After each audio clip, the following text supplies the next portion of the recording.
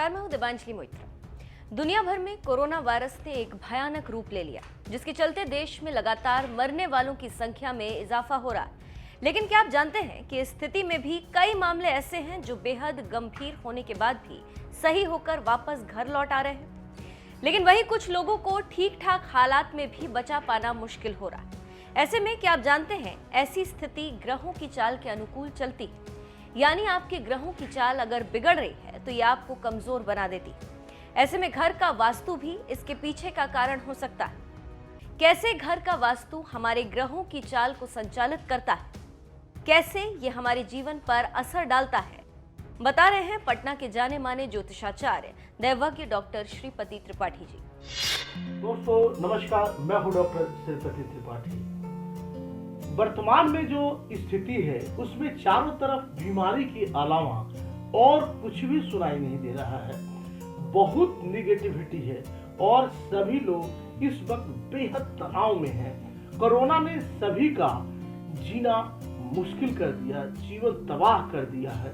खैर, यह तो एक ऐसा संक्रमण है जिसने पूरी दुनिया को इस वक्त परेशान कर रखा है और अपनी चपेट में ले रखा है। लेकिन क्या आप जानते हैं कि अगर आपके घर में ये वास्तु दोष हो तो आपके बीमार होने की आशंका ज्यादा बढ़ जाती है।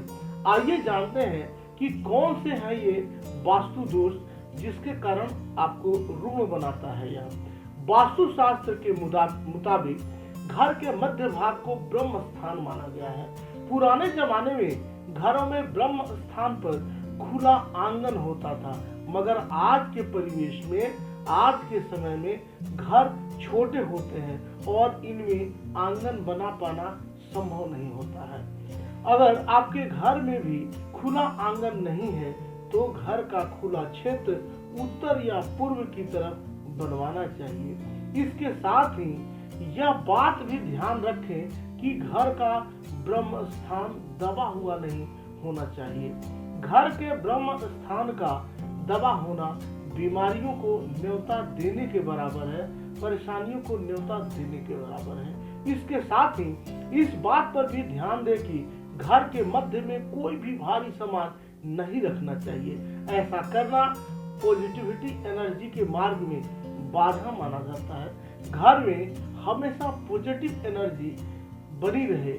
घर में आपकी पॉजिटिव एनर्जी न आने से घर के सदस्यों की प्रतिरोधक क्षमता कम होने लगती है।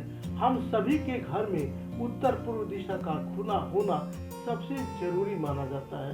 इस दिशा में अधिकांश घरों में मंदिर स्थापित होता है। यह ईशान कोण भोले शंकर का कोण होता है और यह दिशा देवी देवताओं का माने जाने की वजह से सकारात्मक ऊर्जा का परम भंडार मानी जाती है।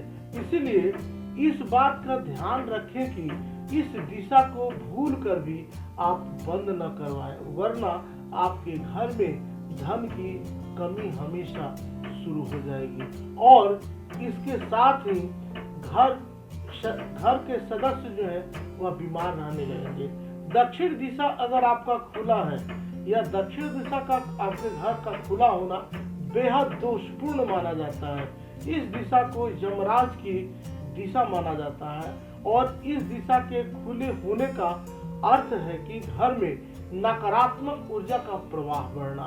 इस दिशा को खुला रखने से आपके घर में नेगेटिविटी जो है, निगेटिव जो एनर्जी है, मतलब नकारात्मक जो ऊर्जा आती है, और इसका सबसे ज्यादा जो असर घर के बुजुर्ग सदस्यों पर होता है और वे बीमार रहने लगते हैं। कई बार तो असामयिक मृत्यु का भी सामना करना पड़ता है। कई बार बुजुर्गों को भी परेशान होना पड़ता है। अगर आप गलती से अपने घर में बेड के नीचे जूते, चप्पल या फिर अन्य पुराना टूटा फूटा और कबाड़ा जो आपके प्रयोग में नहीं है वह सामान रखते हैं तो अपनी यह आदत आप बदल डालिए। वास्तु में यह बहुत ही बुरा माना जाता है।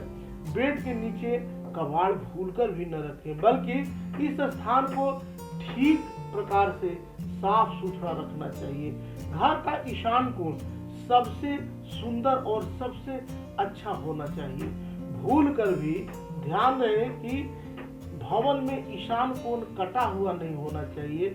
ऐसा माना जाता है कि ईशान कोण अगर आपका किसी भी कारणवश से कटा हुआ होने पर घर में रहने वाले को रक्त विकार हो सकते हैं, यौन रोगों के साथ ही प्रजनन क्षमता पर भी दुष्प्रभाव पड़ते हैं। ईशान कोण में उत्तर की तरफ का स्थान अधिक उठा हुआ होना चाहिए। उत्तर दिशा का जो है वो थोड़ा ज्यादा उठा होना चाहिए, तो उस घर में महिलाओं को सेहत की समस्याएं होंगी। और वहीं पूर्व भाग अगर उठा होने पर पुरुषों को भी परेशानी होगी। इसलिए इस दोनों का ध्यान रखें, अन्यथा परेशानी, रोग, कष्ट, बीमारी आपको दावत दे सकती है। आप सब यूं ही बने रहें, मिलते हैं अगले वीडियोस में। तब तक के लिए नमस्कार, जय माता दी, वंदे मातरम।